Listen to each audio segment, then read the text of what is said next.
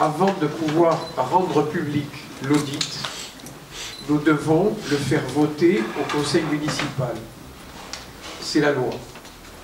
Mais nous avons souhaité, dans une première séance, vous présenter à la fois les conclusions de l'audit avant de le faire voter en séance publique. Et également, vous proposer les analyses premières qui ont été faites par M. Pérez, nouveau directeur de la SERM et de la SAM, sans concertation entre les deux, sans que moi, j'ai pu demander le registre de l'audit, que je n'ai pas souhaité avoir, et qui est resté dans les mains de l'administration. Avec Max, nous n'avons pris connaissance de façon volontaire que de la prospective proposée par M. Pérez et de son analyse de la situation financière et sociale de la SERM et de la SAM.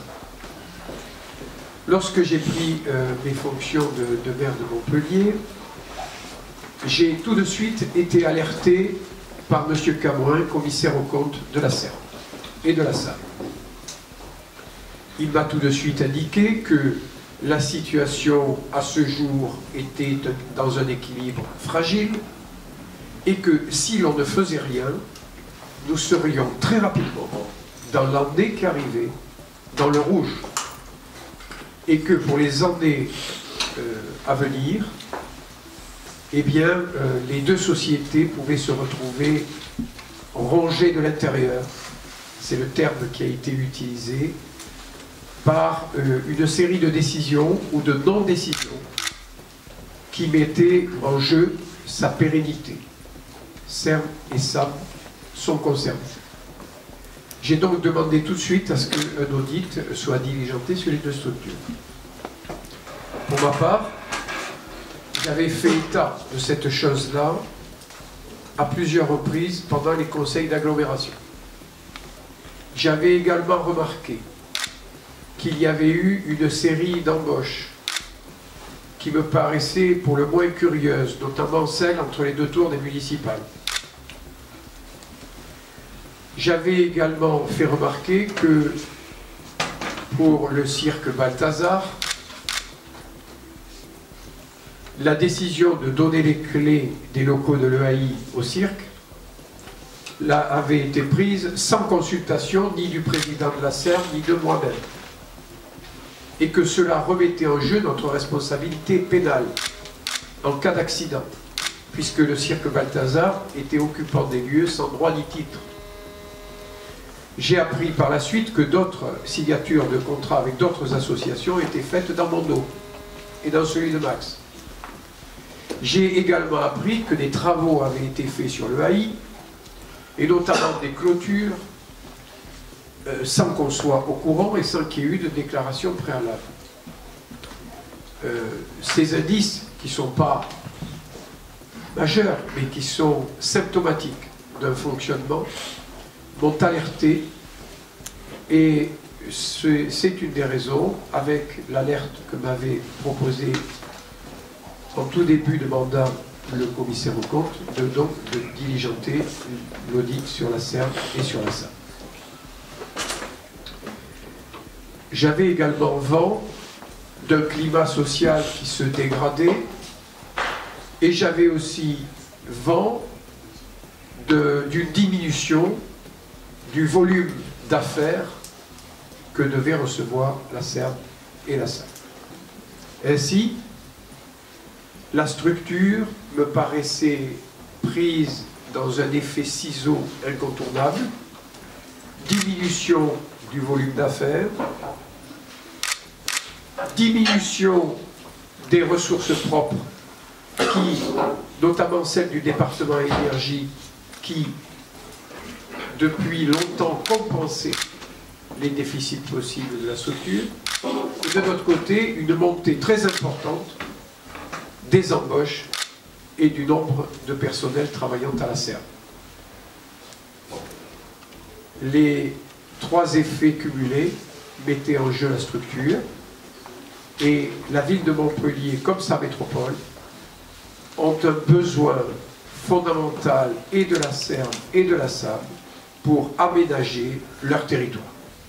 Ainsi, il nous a paru sain de commanditer un audit par un cabinet extérieur, et le cabinet Orphis en a été désigné pour mener à bien cette étude, et c'est cette étude dont nous allons vous faire part assez rapidement et dont vous aurez l'intégralité lorsque nous l'aurons fait voter au conseil municipal.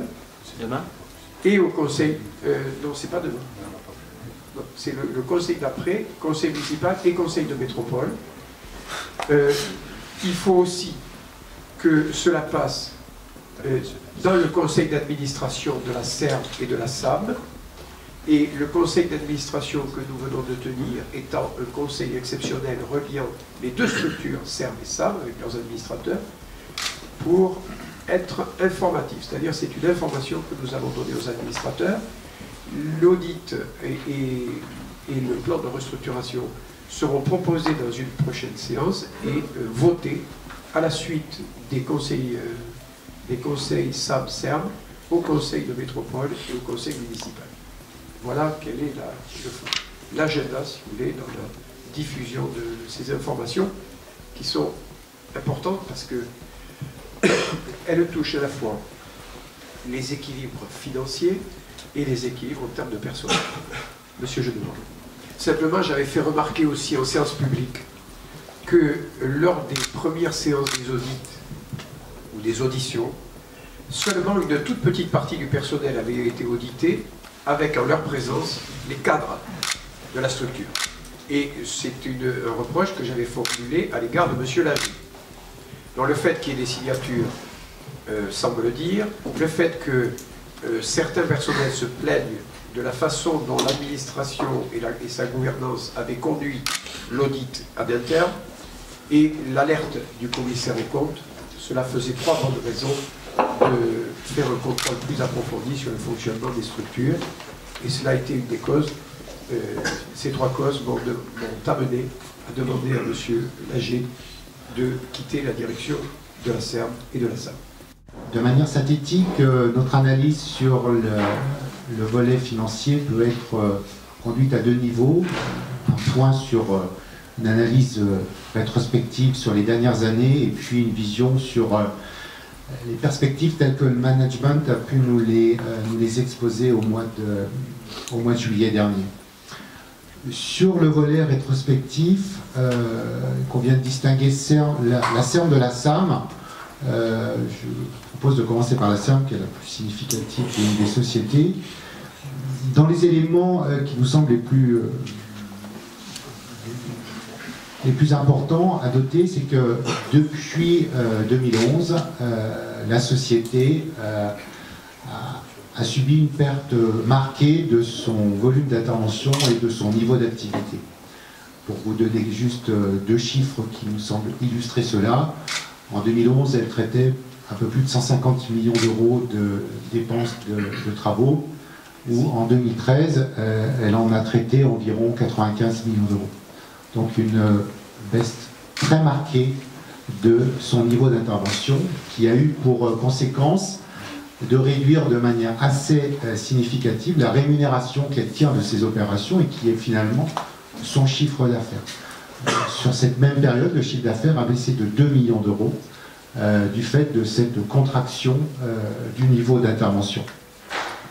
Parallèlement à ça, le lancement et le développement de la SAM n'a pas permis de compenser cette réduction de l'intervention, de sorte que dans un contexte où la structure a plutôt été a vu sa taille augmenter, notamment on a globalement une vingtaine d'effectifs supplémentaires entre 2009 et 2013, dans un contexte où le niveau d'activité est plutôt en décroissance. Premier élément donc, qui traduit une baisse marquée de l'activité de la structure et des structures. Deuxième élément, dans cette baisse, ce qu'il convient de noter, c'est qu'elle se traduit de manière plus forte sur le cœur de métier qui concerne l'aménagement. La SERM a, en plus de son activité d'aménagement, une activité dans le cadre d'une délégation de service public sur le réseau de chaleur, mais qui mobilise environ 11 à 12 personnels, alors que les effectifs sur la partie cœur de métier est beaucoup plus significatif. Donc on constate clairement une dégradation des résultats sur l'activité aménagement, qui reste le cœur de métier, qui plus est renforcé par quelques éléments exceptionnels dans le cadre de litiges qui ont conduit à enregistrer des provisions complémentaires dans les comptes. Premier élément, donc ça a impacté les comptes. Deuxième élément, une augmentation assez forte des frais de personnel du fait de l'augmentation des effectifs, et qui plus est dans un contexte où un accord d'intéressement est particulièrement impactant au niveau des résultats de l'entreprise. Donc ces deux éléments viennent impacter fortement la rentabilité de l'ensemble.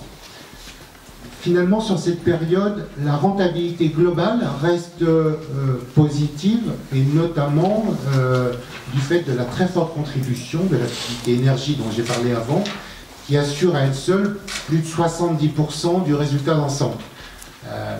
Et alors même que sur l'activité cœur de métier, nous constatons une baisse importante de la rentabilité, l'activité d'énergie continue sur cette période, notamment en 2011 et 2012, à assurer des résultats qui sont assez importants et se situant dans environ entre 1,8 à 2 millions d'euros par an.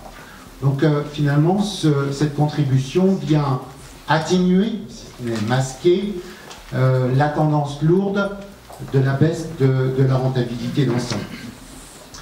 Par ailleurs, il convient de noter aussi de manière beaucoup plus ponctuelle et moins significative les effets d'opérations très ponctuelles, dont notamment une opération conduite pour compte propre sur Ares, qui a permis de dégager un résultat de l'ordre de 700 000 euros, donc il a conforté aussi le résultat, mais il s'agit d'une opération qui est clôturée et dont on ne retrouvera pas les effets dans le futur. Les effets de ceci conduisent à ce que, bien évidemment, la situation financière et l'endettement trouvent à se dégrader sur cette période, et nous constatons une augmentation des niveaux d'emprunt et une réduction de la trésorerie disponible. Donc on a là aussi un premier indicateur qui tend plutôt à mettre en évidence une dégradation de la situation financière.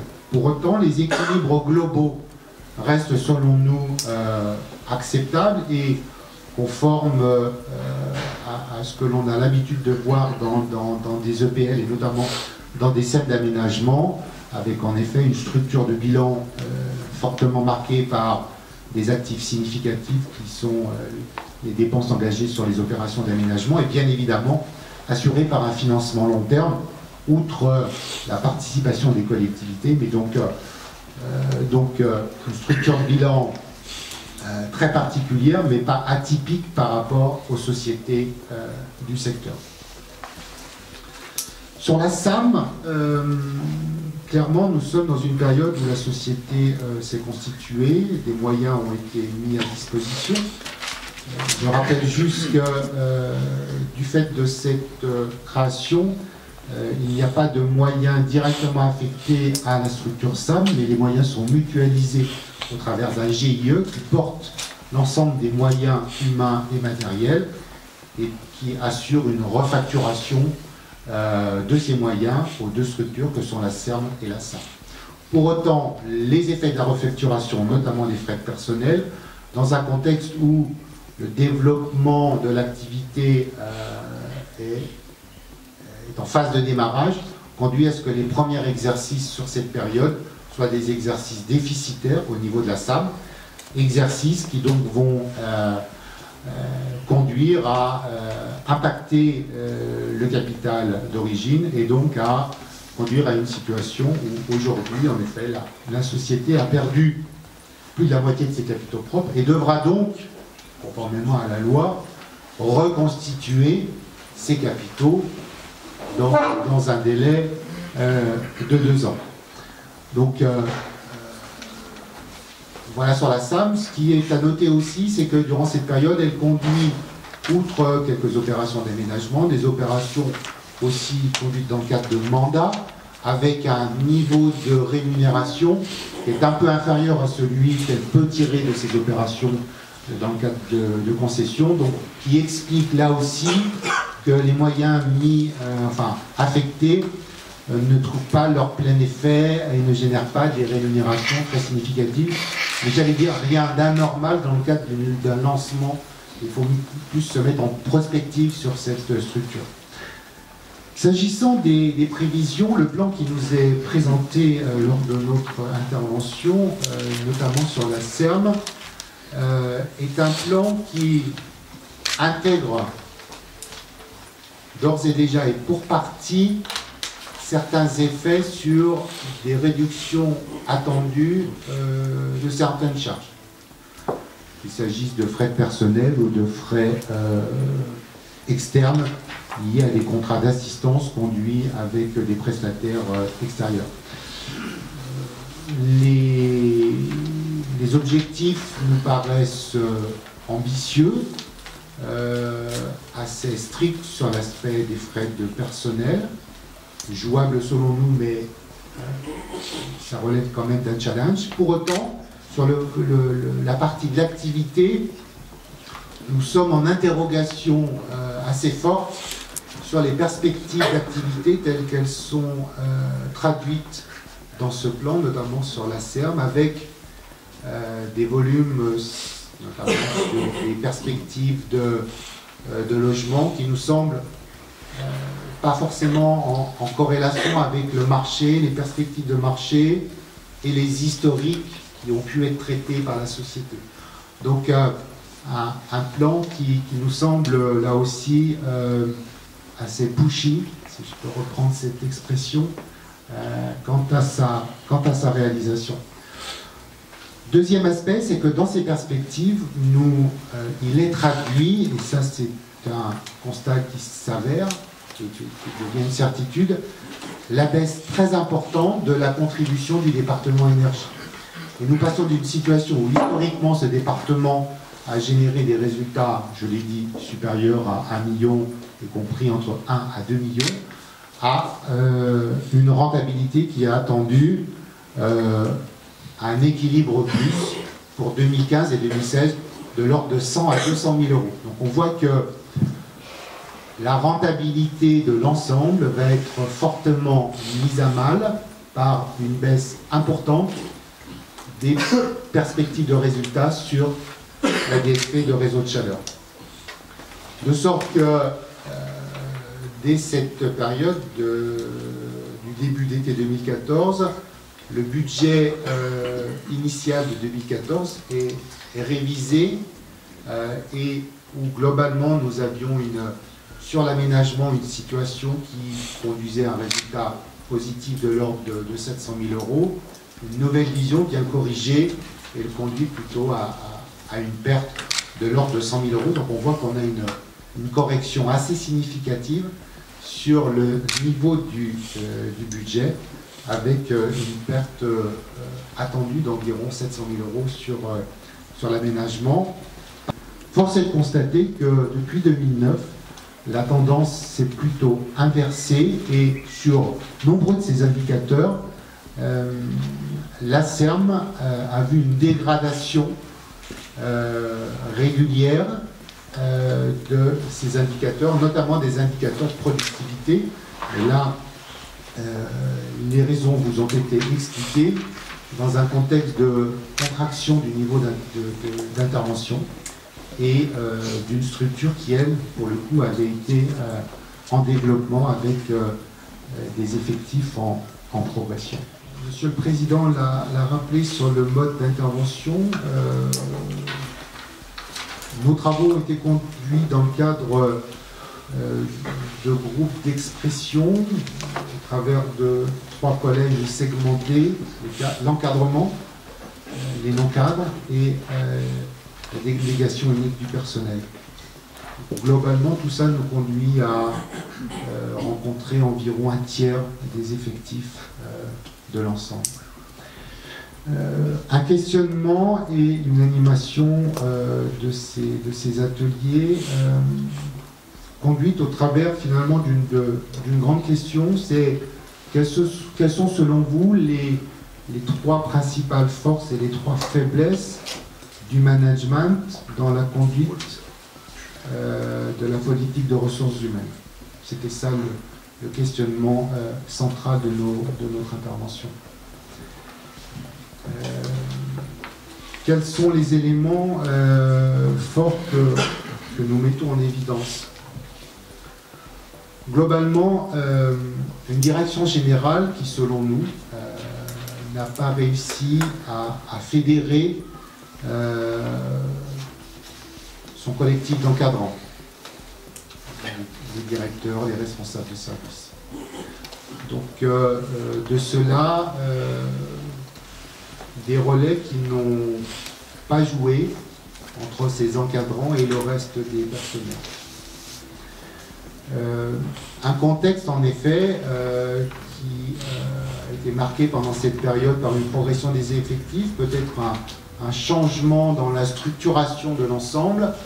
On est passé d'une structure CERM à une structure SAM avec la création d'un GIE, donc aussi des mutations importantes sur les structures qui pouvaient exister. Mais clairement, un clivage entre une partie des équipes et la direction. C'est quelque chose que nous avons pu constater. Des points positifs, et notamment est mis en évidence les efforts, d'ailleurs que nous retrouvons dans les comptes, mais les efforts importants qui ont été faits en termes d'accompagnement et de formation des personnels sur cette période. Il est vrai que le management a été à l'origine de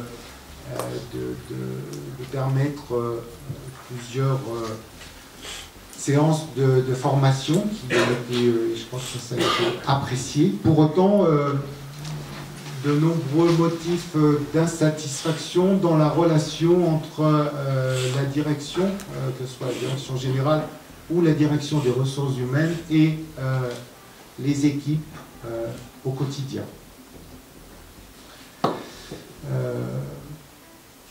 Par certains côtés, des remises en question de certains dispositifs en termes d'évaluation, en termes de rémunération. Donc on sent poindre quelques difficultés de ce côté-là. Ce qui nous semble important aussi de noter, c'est que clairement, il y a une communication qui nous semble bloquée, pour le coup, entre la direction et la représentation unique du personnel. Et là, on constate que les choses se sont crispées au fil des mois. Et on est dans une situation où les choses sont compliquées et on n'est pas dans un cadre normal d'échange. Et ceci nous est pointé tant par la direction que par les représentants du personnel. Chacun font un constat sur ce point-là. Clairement pour nous, une nécessaire modification dans le futur de ce mode de fonctionnement qui est dans une situation clairement d'impasse. Sur cette période, là aussi, au niveau d'éléments qui peuvent être des illustrations, pas forcément toujours de stricte représentation du climat social, mais nous nous sommes penchés sur un examen notamment de l'absentéisme, visant à analyser comment il avait pu évoluer. Nous constatons un certain renforcement de cet absentéisme sur la période, qui, selon nous, peut témoigner, c'est corroboré par d'autres analyses externes, qu'il peut avoir quelques signes en effet de fatigue professionnelle de certains des personnels. Mais je voudrais là aussi quand même relativiser, nous n'avons pas, nous ne passons pas dans des extrémités qui deviennent inconfortables. Et puis, là aussi, mais j'en ai déjà parlé, une productivité des personnels, j'aime pas bien ce terme, mais bon, c'est quand même le voir comme ceci, qui s'est effrité sur ces années-là, dans un contexte où on a fait progresser les effectifs. Alors, on a structuré, on a intégré des compétences, bien évidemment. Je crois que derrière cette augmentation des effectifs, il y a l'intégration de compétences. Et je crois que la CERM dispose de compétences affirmées pour la conduite de ces activités, c'est une évidence. Mais c'est vrai que la période a été plutôt marquée par une baisse des volumes d'activité. Voilà globalement ce que l'on peut ressortir des travaux qui ont pu être conduits. Je dois préciser qu'avant bien sûr en arrivant, mais le travail que j'ai fait à la fois sur les prospectives du groupe ont été faits sans avoir la connaissance de l'audit. Je suis soutenu par M. Genevoix, je n'en avais pas connaissance. Donc j'ai travaillé immédiatement en arrivant le premier jour, au 1er octobre, avec les équipes de la société, du groupe, qui sont constituées par la CERM et la SAM, pour faire que ce magnifique outil, qu'est le groupe CERM-SAM, puisse partir sur un nouvel élan au service du développement du territoire, de la ville de Montpellier, de la métropole. Donc le travail que j'ai fait, bien sûr, c'est un travail social dans un premier temps. Je n'en parlerai pas trop, mais c'est pour rebondir aux propos que vous venez de tenir sur M. Genevoix, sur le climat social tel qu'il était et tel que je le trouvais. Je veux dire que j'ai fait un effort tout particulier. Évidemment, c'est pas tellement un effort parce que c'est aussi, ça correspond aussi à ma façon de travailler dans l'entreprise et dans les entreprises. Un travail très important avec des équipes pour renouer le dialogue social et pour que l'ensemble des salariés du groupe se sentent pleinement en confiance et investis dans la mission qui nous est confiée. Donc ça, c'est le premier travail que j'ai fait. Le deuxième travail des concomitants, c'est de réfléchir à un plan stratégique. Alors, quand on réfléchit à un plan stratégique, on regarde bien sûr le passé, mais on regarde ce qui pourrait se passer si on ne faisait rien. En l'état de l'activité telle qu'elle nous est confiée. Donc le plan stratégique, il a porté sur 3 années, 2014, 2015, 2017, 2017, 4 années ou 3 années et demie. Et le constat est assez édifiant. Si on ne faisait rien, le cœur de notre activité, qui est l'aménagement. Donc on a deux parties, l'aménagement et l'énergie. L'aménagement étant le cœur de notre activité. L'aménagement en 2017, si on ne faisait rien, aurait un déficit de 2,9 millions. Sur un budget de 12 millions, c'est considérable. Le département énergie, comme M. Genevoix l'a indiqué, a effectivement, ces dernières années, eu des résultats très importants grâce aux investissements qui avaient été faits il y a longtemps. Et ces résultats seront en diminution pour la raison toute simple que nous avons à faire des investissements pour maintenir le réseau de chaleur, mais aussi pour nous avons fait des investissements très importants dans le cadre de la transition énergétique, avec des centrales à bois notamment, et ces investissements, il faut les amortir. Donc les résultats du département énergie vont diminuer, bien que restant excédentaires, et force est de constater qu'au niveau du groupe, malheureusement, ces résultats d'énergie ne vont plus permettre de compenser le déficit aménagement. Ce qui fait que si on regarde l'UES dans son ensemble, quand on a un déficit de 2,9 millions sur l'aménagement, au niveau global du groupe, nous serions, si on ne faisait rien, à moins 2,3 millions au terme de 2017. Vous avez parlé également de la productivité. La productivité, lorsqu'on prend un panel des entreprises publiques locales au niveau d'agglomération, la productivité au niveau national est de 113 000 € par équivalent temps plein pour son seul d'agglomération. Elle est légèrement inférieure à 107 000 € pour les EPL dans leur ensemble. Pour la CERM et la SAM, donc pour le groupe, en 2014, nous devrions être à 94 000, c'est-à-dire très en dessous des 113. C'est-à-dire que notre rentabilité, la rentabilité du groupe, telle que je l'ai trouvée, est plus faible que la rentabilité normale des EPL.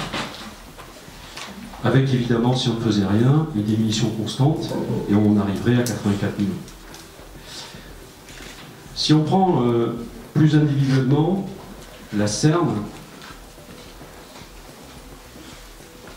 on constate que le chiffre d'affaires à l'horizon de 2017 serait inférieur de 25% par rapport au chiffre d'affaires probable 2014. Moins 25%.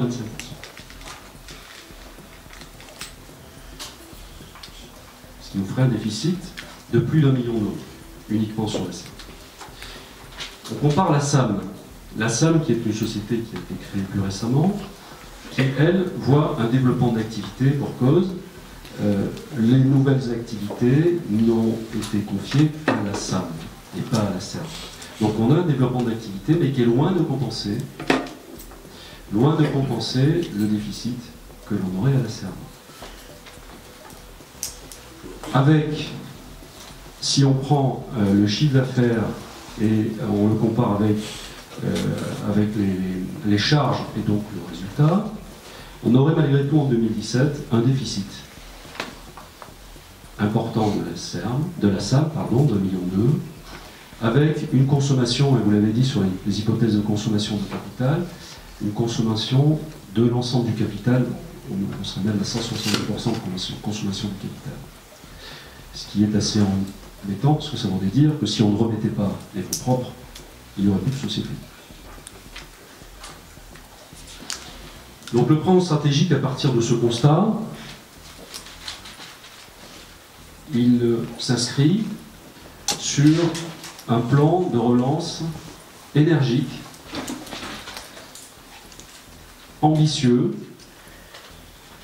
avec l'ambition de travailler très activement, et je l'ai dit un peu en introduction, avec les salariés des entreprises, avec les compétences qui sont avérées, qui existent et qui demandent qu'à s'exprimer, à se développer avec une organisation différente, au service de la métropole et de la ville. Quelle organisation au global?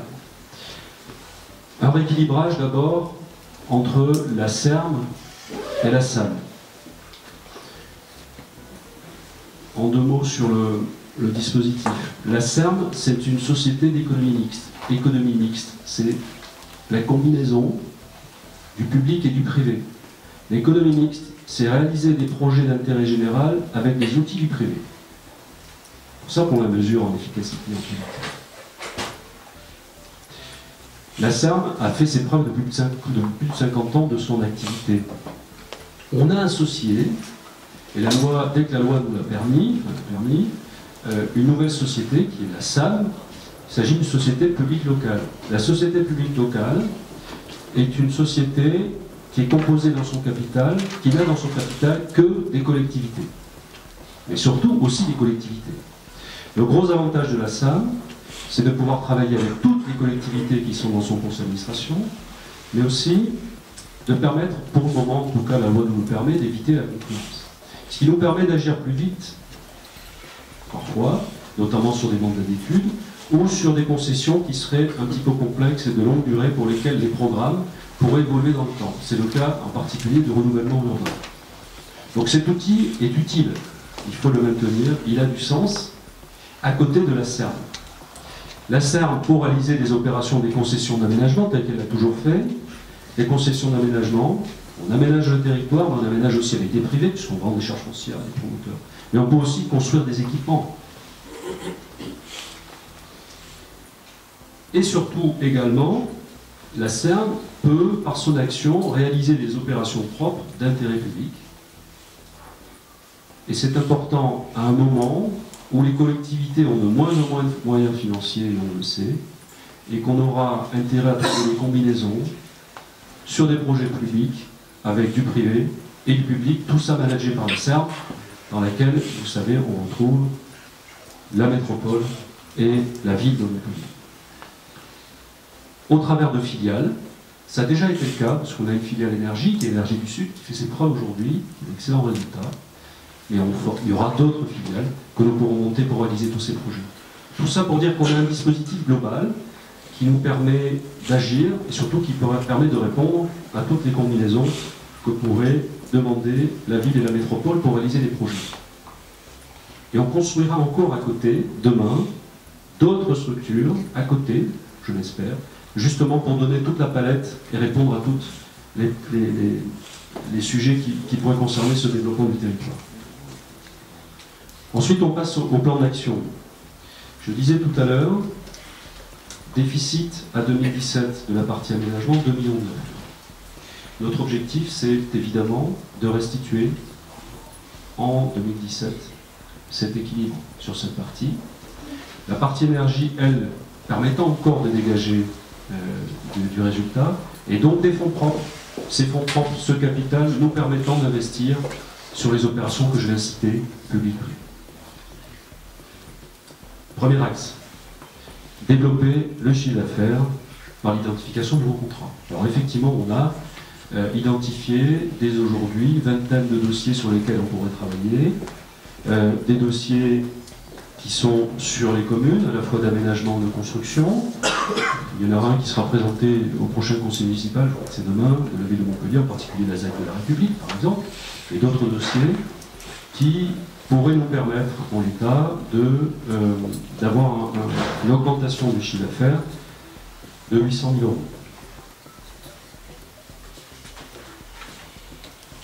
Tout ceci, dans le plan d'affaires, ces affaires se rajoutent à des opérations qui sont déjà identifiées et qui existent.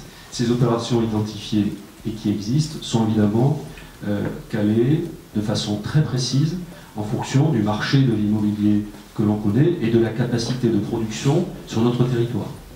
Bien que l'action, et tant mieux d'ailleurs que l'action de la SERM et en fait de la SAM nous permette d'agir sur la métropole, pas uniquement sur le territoire de la ville de Montpellier, mais aussi sur la métropole, donc le plan d'affaires augmente en termes de production de logements ou de terrains d'activité ou de bureaux, mais on reste dans des niveaux d'équilibre qui sont en 2017 autour de la production de 2000 logements. Les compétences internes existent. On aura moins recours à l'intérim. Et moi je compte beaucoup sur les salariés. On vous a donné quelques indicateurs tout à l'heure et vous les avez notés pour qu'il y ait une solidarité, un effet d'entraînement collectif pour m'accompagner, nous accompagner dans cette démarche de vie d'entreprise. L'assistance à maîtrise d'ouvrage, on a eu ces dernières années l'habitude d'aller chercher les compétences à l'extérieur. On les a à l'interne. On les a à l'interne, et je le sais. Donc on va faire des économies sur les dépenses externes. On va également faire des économies sur les loyers, par des rapprochements. Aujourd'hui, nous sommes disposés sur 5 sites différents, et on va rapprocher les salariés sur 2, voire maximum 3 sites, pour aussi faire des économies, c'est vrai, mais aussi faciliter les échanges entre les salariés et les équipes. Sur le plan de communication, on fera des économies sur la communication aussi. L'objectif que le président nous a donné, c'est que la communication, ça doit être une communication qui soit concertée avec la métropole, la ville, la SERM et la SAM. Ce groupe est au service de la ville et de la métropole. Et des communes du territoire de la métropole.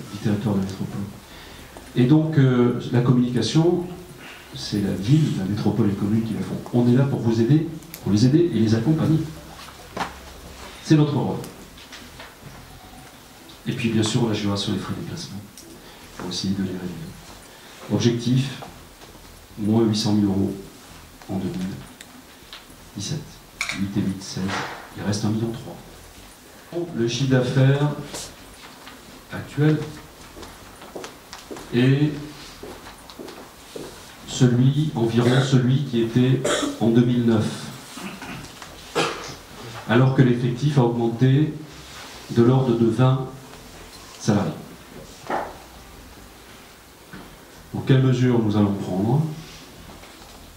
Nous ne remplacerons pas les CDD, des CDD et des personnels détachés, mais au terme de leur contrat. Pas immédiatement, au terme de leur contrat. Il y aura des départs à la retraite et quelques départs dans le cadre d'un plan économique. Et nous ferons en sorte que le maximum puisse être remplacé. Parce que je veux pouvoir compter sur les salariés de l'entreprise, des entreprises, pour mener à bien cette relance, ou ce nouvel élan, ce nouveau rebond pour la société. Et quand on a fait tout ça, on revient à l'équilibre sur l'aménagement. Je l'ai dit, quelques excédents grâce au département énergie qui nous permettront d'avoir des fonds propres et investir sur les domaines qui nous concernent, c'est-à-dire l'aménagement et la construction pour la ville de Montpellier, des communes de la métropole et la métropole.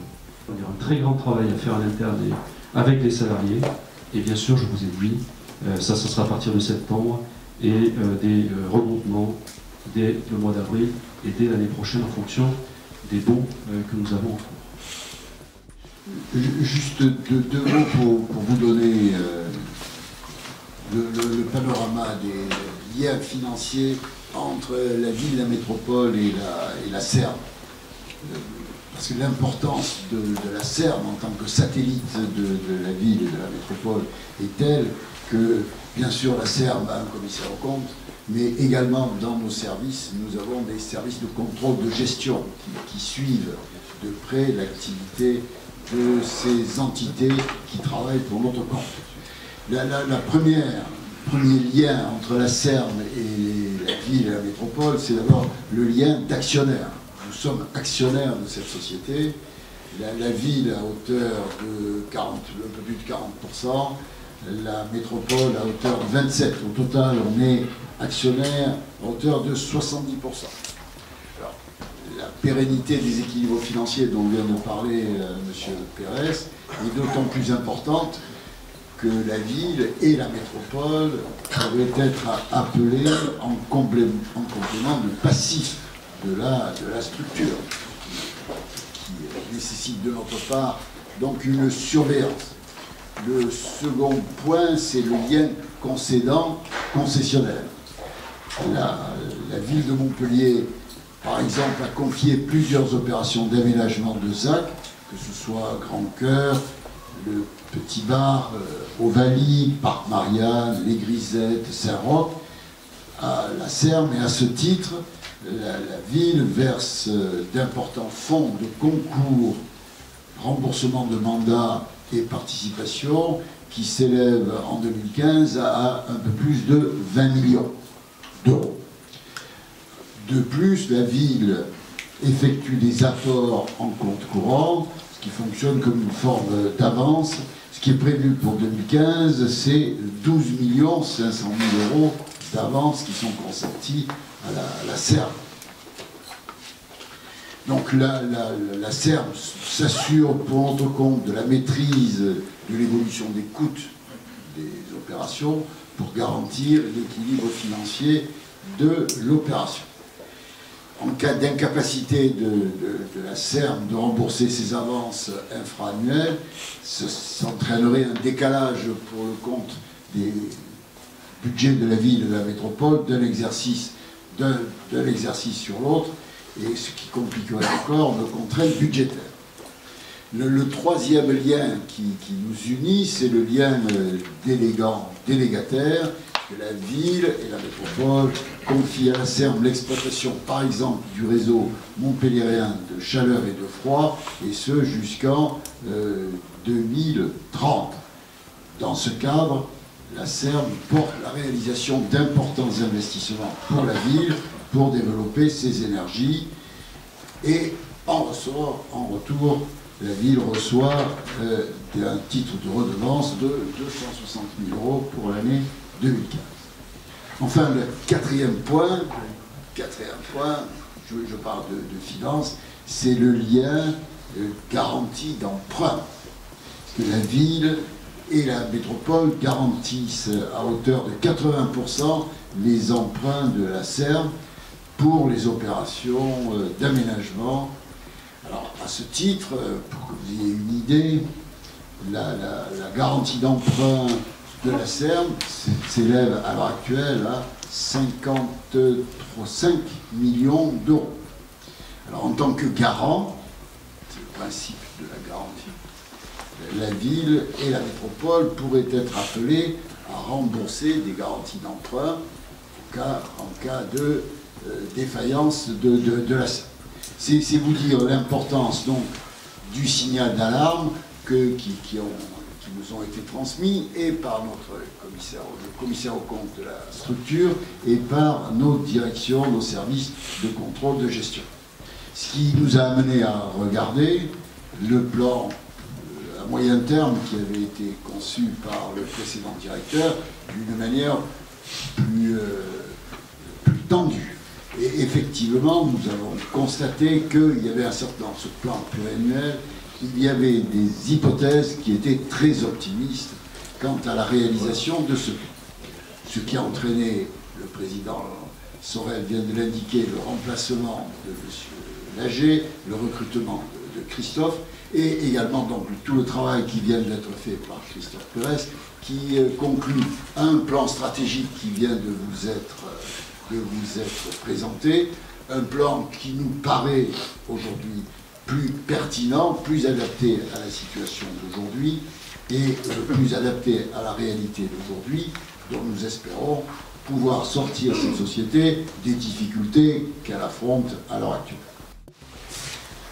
On ne pouvait pas laisser les choses en l'état.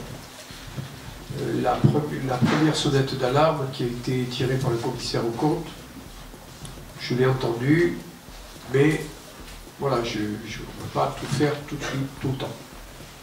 Et puis, à la seconde, qu'il m'a donné lors du premier conseil d'administration auquel j'ai assisté, j'ai compris qu'il fallait agir. Alors, nous nous sommes rencontrés, nous avons discuté avec Max Levita, et nous avons décidé de mettre en place à la fois l'audit, et nous avons décidé de recruter Christophe Pérez à la tête des deux institutions, puisque Christophe Pérez a fait l'objet d'un recrutement double qui a été signé par Max et moi au titre de président de la SERM et président de la SAM. Monsieur Pérez l'a dit tout à l'heure, nous allons faire des économies. Ça ne veut pas dire que nous soyons incapables de fournir un service de très grande qualité. Ça veut dire que nous allons lutter contre une dérive naturelle des choses lorsque la gouvernance se distend. Et cette gouvernance qui se distend, que ce soit pour la SERM ou pour les services administratifs de la ville, elle a deux conséquences immédiates. Premier point, ou trois conséquences, l'absentéisme, qui est un indicateur très fidèle du fonctionnement des personnels dans toutes les collectivités. La deuxième conséquence, c'est que le service public est moins rendu aux citoyens. Parce que les gens sont moins disponibles, ils vaquent plus à leurs occupations qu'à celles des missions qui leur sont confiées, parce que la gouvernance est l'axe et elle n'implique pas le personnel à l'action générale de la société ou de l'institution. Il y a besoin d'un projet de service en permanence. On le voit dans toutes les administrations, ce que je vous dis là, c'est vérifiable partout. Et puis la troisième, c'est que les résultats de la SERM étaient masqués un temps par les résultats de l'énergie, du compartiment énergie. Et que lorsque le compartiment énergie a commencé à diminuer, cela a mis en évidence le vrai problème, c'est-à-dire celui de la diminution du volume d'affaires et de l'augmentation des personnels qui ont été recrutés un an avant les municipales. Et les recrutements, ils sont le fait des directeurs. Lorsque les structures se comportent comme des républiques libres. C'est pour ça que je dis tout le temps, eh bien, et je le dis pour la SERM et pour la SAM, ni la SERM ni la SAM ne sont des républiques libres. Et je le dis de la même façon pour la Panacée. Et je le dis de la même façon pour le service des archives de Montpellier. Et je le dis de la même façon pour le service de la culture de Montpellier. Quand on est dans un groupe, il y a une gouvernance, et cette gouvernance, eh bien, elle a sous sa responsabilité l'ensemble des services de la structure. Ce que je dis paraît évident, mais dans les faits, ça a besoin d'être à période régulière rediscuté. Ce qui est sûr, c'est qu'aujourd'hui, si nous n'avions pas enclenché ce plan d'action que M. Pérez vient de décrire, eh bien, nous attendrions à, d'ici un an et demi, pratiquement 3 millions de déficit. Et un compartiment énergie qui n'arrive plus à subvenir des fonds propres qui nous permettent d'investir. Nous étions dans une situation de cessation de paiement, nous étions dans une situation de faillite d'ici 3 ans. Voilà la réalité des choses. Et l'audit nous en a donné les grandes lignes tout à l'heure, et l'analyse fine que M. Pérez a faite nous en a donné les précisions supplémentaires thématique par thématique. J'ajoute qu'un certain nombre de choses nous ont été masquées, à Max et à moi-même. Notamment le bilan de l'avenue Raymond Dugrand, déficitaire de 7 millions d'euros.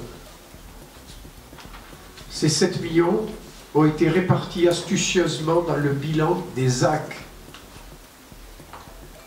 C'est pour cela que c'est passé totalement inaperçu, à la fois dans les CRAC, dans les comptes rendus à la collectivité, et à la fois dans les bilans que nous proposait la ville. Cela veut dire qu'il y a eu une entente parfaite entre l'ancienne direction de la SERM et l'ancienne direction de la ville pour pouvoir, je dirais, assurer pudiquement ces 7 millions d'euros en les répartissant dans les différentes ZAC de la ville. Voilà, ce sont des méthodes, ça, qui ne me vont pas, ne me conviennent pas. Je l'ai découvert. Je ne savais pas, mais intuitivement, je voyais bien que les choses ne marchaient pas. Donc j'ai posé des questions plus avant qui ont mis en place, qui m'ont permis d'avoir un certain nombre de réponses, dont celle-ci. Mais pas que. Et je vais m'en tenir là, pour l'instant. Alors, voilà. C'est bien quand les choses sont dites. C'est bien aussi quand on propose un certain nombre de remèdes pour à la fois sauver la SAM et la SERM et leur redonner leur lustre d'il y a quelques années, lorsqu'elles ont fait Antigone, lorsqu'elles ont aménagé le Lève, lorsqu'elles ont fabriqué le schéma directeur, le master plan de Port-Marianne. C'est là-dessus qu'il faut revenir, pas sur la fin d'un cycle.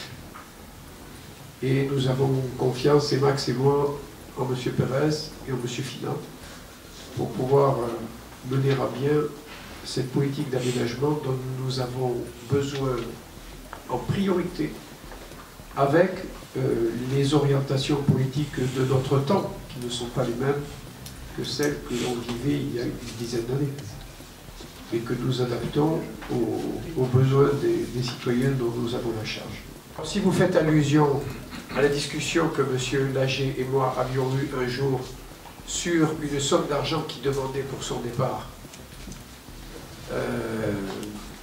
je réponds M. Lager était mis à la disposition par la SET auprès de la SERM.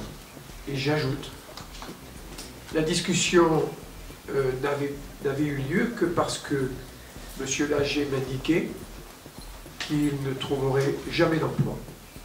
Or, le journal officiel, 3 jours avant notre discussion, indiquait clairement qu'il avait été recruté par Mme Pinel, ministre du Logement, en tant que directeur de cabinet.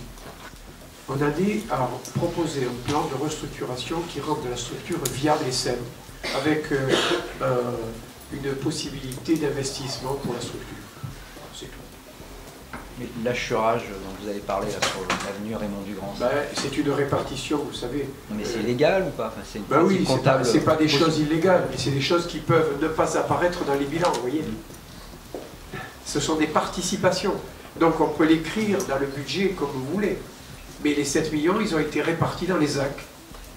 Et donc on n'a pas vu qu'il y avait 7 millions de déficit sur l'aménagement de l'avenue Raymond Dugrand, par exemple. C'est pas une technique de gestion, ça? Non, si c'est pas illégal, ça veut dire que c'est légal. Si c'est pas illégal, ça veut dire que c'est légal. Mais ce qui est légal n'est pas forcément clair. C'est plus dans la morale, dans l'honnêteté, enfin Oui, c'est-à-dire que ça masque un résultat. Ça masque un résultat. Voilà, c'est pas transparent vis-à-vis des élus, ni vis-à-vis des citoyens. Monsieur Bérel, vous disiez que la SERM disposait des compétences adéquates. Ça veut dire que les 20 embauches qui ont eu lieu entre 2013, c'est ça? Non, il y a eu entre les 2 tours, plus 2013, ça veut dire que ce n'est pas des postes, des emplois fictifs, en fait, ça veut dire que c'est des gens compétents qu'on a... Sur les emplois de... Si je peux, M. Bérel, si vous me permettez, lorsque j'ai pointé du doigt l'élu qui a été embauché entre les 2 tours, j'ai jamais appelé ça un emploi fictif, parce qu'il a très certainement les capacités de répondre à la mission qu'on lui confie. Mais j'ai dit que c'était un emploi de complaisance. Voilà. C'est-à-dire on recycle. Si le maire de l'époque lui demande d'embaucher l'élu, entre guillemets, c'est son supérieur hiérarchique, si j'ose dire. Il ne peut pas refuser non plus, non? L'ancien directeur général pouvait refuser. Vous pensez que c'est Mme Mandron qui lui a demandé? Je sais peut-être. C'est peut-être pas Mandron. C'est peut-être quelqu'un d'autre alors. Moi, je ne sais pas. J'étais pas dans les petits papiers à l'époque. Est-ce que c'est en lien avec l'entente parfaite dont vous parliez il n'y a pas longtemps? Why not? Bien joué, monsieur. En grattant, on peut arriver à ce résultat. Une question par rapport à ce qui est à l'origine de tout ça. Donc l'alerte du commissaire aux comptes. L'alerte est intervenue, si j'ai bien compris, une fois l'élection passée. Mais est-ce que l'alerte avait été donnée déjà par le passé, l'année dernière ou avant les élections? Est-ce que l'alerte avait déjà été donnée avant? Le commissaire aux comptes est là, mais à ma connaissance, et je parle sous son contrôle, et si je dis une bêtise, il me corrigera, M. Camoin avait demandé plusieurs fois des rendez-vous avec M. Lager qu'il ne lui avait pas donné. Mais moi, c'est ce que j'en sais. Est-ce que si on suit, c'est lié à une élection? Oui, bien sûr, j'entends bien. Je ne veux pas faire dans une mauvaise... mais c'est... Voilà. Si vous voulez, notre profession exerce dans l'ombre. Nous parlons beaucoup aux dirigeants, aux conseils d'administration, aux actionnaires, mais jamais aux journalistes. Bon, ceci étant dit de façon très générale, il n'est jamais facile de faire passer des nouvelles très désagréables quand l'entité concernée est en une parfaite santé financière. Donc, disons que ça veut dire clair. Personne n'avait trop envie d'entendre nos nouvelles. Mais depuis quand vous avez... non, ça, là, vous allez trop loin. Ça veut dire que on peut considérer que vous pouvez avoir affaire à une très belle Mustang avec un moteur complètement corrodé. Ces problèmes datent de quand? C'est ça que je sais de comprendre, moi, par rapport Ce sont des choses qui arrivent petit à petit, qui s'installent et qui ont vu leur éclosion un peu avant et surtout au moment des municipales, parce qu'il y a eu des signes révélateurs. Non, ça quand même, je peux le dire, la dégradation, elle s'est accélérée en 2013. Non, mais quand vous avez une opération, quand vous voulez. monsieur, quand vous avez une opération de la taille de l'hôtel de ville, qui qui a été confiée à la CERN. Cette opération qui n'est par définition pas pérenne. On ne fait pas un hôtel de ville tous les ans, ni une opération de cette importance tous les ans. Bien sûr qu'elle masque des résultats, et c'est assez facile de camoufler derrière une opération aussi importante des résultats qui sont moins intéressants sur d'autres parties. Monsieur le commissaire aux comptes dit qu'il ne parle pas aux journalistes, très bien, mais il parle aux administrateurs. Donc, il s'adresse à monsieur Lager qui ne lui répond pas, mais pourquoi ne pas vous n'êtes pas adressé à monsieur Lévita? Il s'est adressé à monsieur. Et donc pourquoi monsieur Lévita n'a pas tiré la sonnette d'alarme en 2013 pour dire il y a un problème, quoi. En fin 2013, oui, 2014. c'était fin 2013, début 2014, on était en pleine élection municipale. Même juin 2013, on était en élection municipale, on était 8 mois avant les élections municipales, 6 mois avant les élections municipales, voilà, on est en pleine campagne et les dialogues ne sont pas les mêmes. Ce qui est sûr, c'est que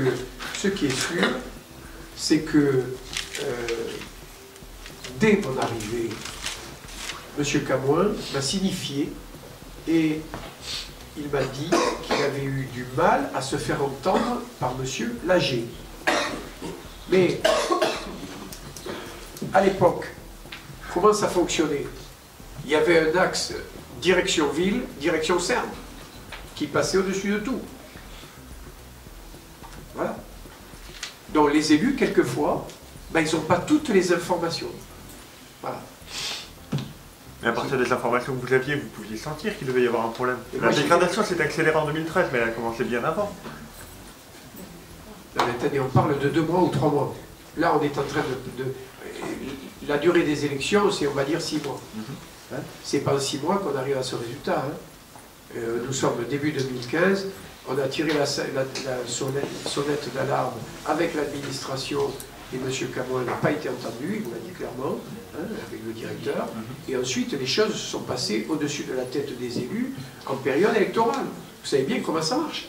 Les collectivités, les directeurs reprennent la maîtrise des choses en période électorale parce que chacun est dans son trip et surtout, on n'était pas tous dans la même équipe.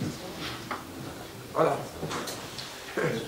Question à M. Genevois, juste une précision. Vous parlez tout à l'heure par rapport au budget 2014 initial, plus 700 000 pour l'aménagement qui était prévu, mais corrigé, c'est à moins 100 000. Hein. Moins 100 000. Moins 90. Pardon? Moins 90. Moins autour de 100 000, quoi. Corrigé pour 2014. À vous entendre dans votre rapport, j'ai eu le sentiment que quelque part le problème de la CERN, ça a été l'arrivée de la SAM qui n'a pas su être gérée, qui a eu des priorités. Mais après, en écoutant M. Pérez, bon, visiblement, la SAM, c'est... Alors, est-ce que le problème, quand même, de la CERN ne vient-il pas de l'émergence de la SAM dans une manière, peut-être, d'intégrer la SAM dans l'organisation globale? Question, hein. Non, enfin, mon rapport, tout du moins, ce que j'ai pu exposer, ne va pas du tout dans le sens de vos propos, clairement. Donc, pour moi, non, la création d'une SPL répond, selon moi, à un vrai intérêt stratégique et de nombreuses villes l'ont fait. Donc, Montpellier, de ce côté-là, je crois, s'inscrit dans quelque chose qui est une tendance nouvelle et qui est intéressante. Après, les effectifs, ils sont ce qu'ils sont. Ils sont gérés de manière mutualisée au sein du GIE. Donc là aussi, je trouve que c'est plutôt une bonne initiative que d'aller mettre dans une même entité l'ensemble des moyens fédérés. Donc non, pour moi, les difficultés ne tiennent pas à la création de la SAM. Elles tiennent plutôt, même sans création de la SAM, à une structure qui a plutôt été renforcée dans un contexte où les volumes d'opérations, eux, plutôt sont réduits. C'est ça. J'ai cru entendre que toutes les nouvelles opérations ont été confiées à la SAM. Non, je ne sais pas qui c'est qui l'a dit, j'ai cru, c'est ça. Hein, oui. Donc est-ce que quelque part on a tout misé sur la SAM et du coup on a... Non, les opérations qui sont confiées à la SAM, ce sont des opérations récentes et qui touchent, à part la ZAC de la République, c'est moi qui l'ai fait, donc je peux vous en parler, hein, c'est moi qui ai fait les choix, qui touchent de petites opérations plutôt dans le renouvellement urbain. Parce que la SAM est une structure plus facile à mouvoir. Et par exemple, la maternité. Si nous faisons le conservatoire, ce sera confié à la SAM. On n'est pas dans le cadre d'une ZAC, on est sur une petite opération limitée. Voilà, c'est ce que je veux dire. Les nouvelles opérations, les archives départementales, la remodification du secteur des archives, ça c'est la SAM. Ce sont des petites opérations plutôt dans le renouvellement urbain. C'est pas d'une création de logement, de ZAC, de nouvelles, de logements nouveaux, c'est pas ça. C'est la SERM qui s'occupe des nouvelles ZAC. Sur Montpellier. Sur Montpellier, je parle sur Montpellier, c'est la SERM. Sur les fonctions de M. Titsonis, vous avez employé le présent tout à l'heure, ça veut dire qu'il est encore en poste? Ben jusqu'à quand? Jusqu'au terme de son contrat, je l'ai dit. Donc les CDD vont aller jusqu'à leur terme. Et c'est autour du mois d'avril. Au terme de son contrat, je crois que c'est avril. Ben, il a été embauché un peu avant les élections. Et donc il doit finir un peu après les élections. C'est ça. Il me semblait que vous aviez dit fin décembre. Mais on aurait pu demander à ce qu'il soit exclu. On a identifié évidemment des actions avec la nouvelle volonté politique aussi, je crois que c'est un peu exprimé comme ça,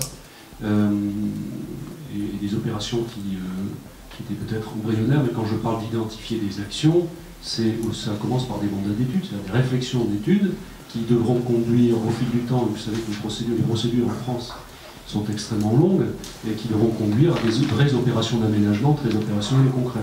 Donc si on ne lance pas des études aujourd'hui, il n'y aura pas de terrain pour le logement ou pour les zones d'activité. Vous savez qu'on a besoin de zones d'activité pour pouvoir mettre des bureaux et faire venir des entreprises qui vont créer des emplois. Donc on est dans une logique d'aménagement de territoire, on commence par des études, c'est assez long, on mène ces réflexions qui vont après se transformer par des vraies opérations concrètes, des vrais projets d'aménagement qui seront après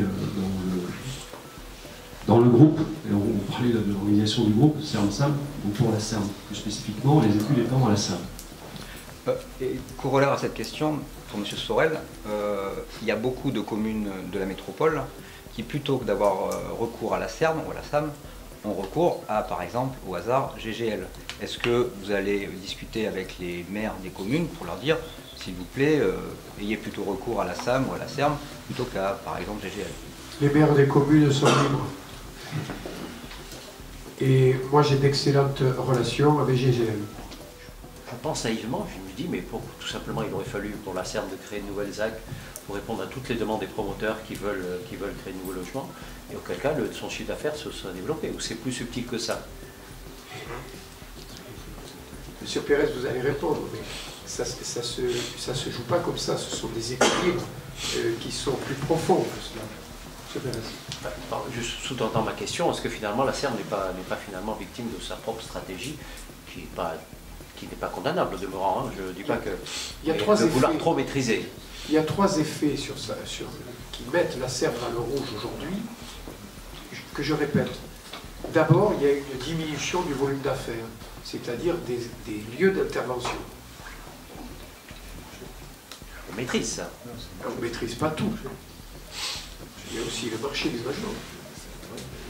La deuxième chose, c'est que nous avons une diminution des recettes apportées par le service énergie. Et la troisième chose, c'est qu'il y a eu une montée très importante des charges de personnel. Donc ces trois effets font un triple ciseau dans lequel j'ai pas envie de me trouver. Il a été question aussi Juste pour vous répondre, juste sur la partie immobilier, sans vouloir être trop long, puisque c'est la question que vous posez spécifiquement, la SERM, et c'est un cas quasi unique en France, a permis, grâce à la régulation du marché et sur une approche volontariste d'aménagement du territoire, Monsieur le Président, vous le disiez tout à l'heure, sur les différentes opérations qui ont été successivement réalisées, la SERM apporte, grâce a fait en sorte que le développement de la ville puisse être harmonieux, qu'il y ait une vraie cohérence du territoire, ce qui n'est pas forcément le cas ailleurs. Donc la SERM va continuer, le groupe SERM et SAM, excusez-moi, je ne sais pas, je vais me rappeler, mais va continuer à porter cette régulation. Mais quand on discute avec les promoteurs, vous savez qu'on voit beaucoup, ils préfèrent dans une situation comme la nôtre, c'est-à-dire quand nous avons des terrains commercialisés à des prix qui sont des prix régulés, plutôt que d'aller se battre sur des terrains. À chaque fois, ils sont obligés de négocier des charges foncières très élevées, qui se traduisent évidemment sur le prix de vente. Donc l'action de la CERN, elle est très importante, il faut qu'elle continue. Il faut qu'elle continue. Et c'est vrai, l'expansion urbaine est de moins en moins importante, on voit bien, les grandes opérations ont été engagées, on continue à les poursuivre. Il y a aussi un gros travail de raménagement du cœur de ville. Aller travailler sur le renouvellement urbain, ce que nous faisons, mais aussi aller sur différentes poches sur lesquelles on pourrait construire. Et ce développement, il n'est possible, on ne peut poursuivre le développement de la ville que si on fait un travail très précis, très détaillé sur le cœur de ville. Je dis, c'est pas la première fois que je dis, vous m'avez déjà entendu le dire, il ne peut pas y avoir de développement si le cœur de ville n'est pas une pépite. Et notre rôle, à nous, c'est aussi de travailler sur le cœur de ville. Et là, évidemment, c'est un peu moins rentable. C'est un peu moins rentable, c'est plus difficile pour tout le monde. Mais c'est de notre responsabilité d'aménageur du territoire. Sur l'avenue de l'Europe à Castelnau, ils auraient préféré qu'il y ait une ZAC. Ils ont dû vous le dire, j'imagine, non? C'est la volonté. Non, mais je ne dis pas. Sur la commune de Castelnau. Pas ça. Moi, M. Pérez dit qu'il pas de la commune de Castelnau. Non, mais M. Pérez dit qu'il pas d'ingérence. Non, mais c'était pas ça la question. C'était par rapport aux promoteurs. C'était qu'est-ce qu'on qu'aurait. Communauté professionnelle. Après, l'aménagement est d'initiative politique. Non, mais. Ce sont les élus qui décident. Oui, mais vous dites les promoteurs m'ont dit ça. Donc est-ce qu'ils vous ont parlé aussi de l'avenue de l'Europe, par exemple? Non, pas spécifiquement. La loi nous oblige à ce qu'on restitue 50% de capital dans un délai de 2 ans. Ce que je vous ai dit tout à l'heure, si on ne faisait rien, effectivement, on ne pouvait pas restituer ce capital. Donc les mesures qui sont proposées, les 3 axes qui sont proposés, permettent de restituer 75% de capital. C'est-à-dire qu'on est largement au-dessus de ce qui est prévu par la loi. Donc pour le moment, il n'est pas prévu d'appel à contribution des collectivités, actionnaires de la SEP. Oui, juste une question. Vous parliez de créer éventuellement de nouvelles filiales sur le modèle de l'Énergie du Sud. Dans quel domaine ça pourrait se faire? M. Pérez attend des indications de M. Sorel en particulier. On est à la disposition d'eux. Non, mais on est à la disposition dans toute une série de secteurs dont la métropole discute à l'heure actuelle. Et la CERN, nous représentons M. Pérez et moi, on attend. Et on est à disposition. On a des outils à proposer sur le modèle d'énergie du Sud. On en reparlera de tout ça. Je ne sais plus si c'est le ministre ou si c'est le secrétaire d'État au logement à Prades, là, Sylvia Pinel. Grosse opération de communication. Et à ma connaissance, la CERN n'était pas présente. Pour quelle raison? Enfin, si je ne me trompe pas. À mon sens, elle devait être présente ou représentée à Prades. Et surtout, Mme Pinel est venue à Montpellier. Oui, bien sûr, mais je parle de Prades, là. Eh oui, non, mais parce que moi, je ne l'ai pas vu dans la presse. Vous avez bien fait de poser la question. J'ai vu nulle part que Mme Sylvia Pinel avait passé 2 heures en ma charmante compagnie. Où nous avons fait le tour complet du quartier Port-Marianne et où nous avons vérifié l'état de l'espace public, de l'environnement, du façadage de la mantilla, et ensuite nous avons terminé notre périple avec M. le Préfet qui était présent. Dans mon bureau, nous avons eu une discussion générale sur le logement et sur la réforme territoriale. Et donc qui représentait la CERN à Prades alors? Alors, on avait nos équipes opérationnelles concernées par le projet qui étaient également présentes à l'occasion de cette manifestation.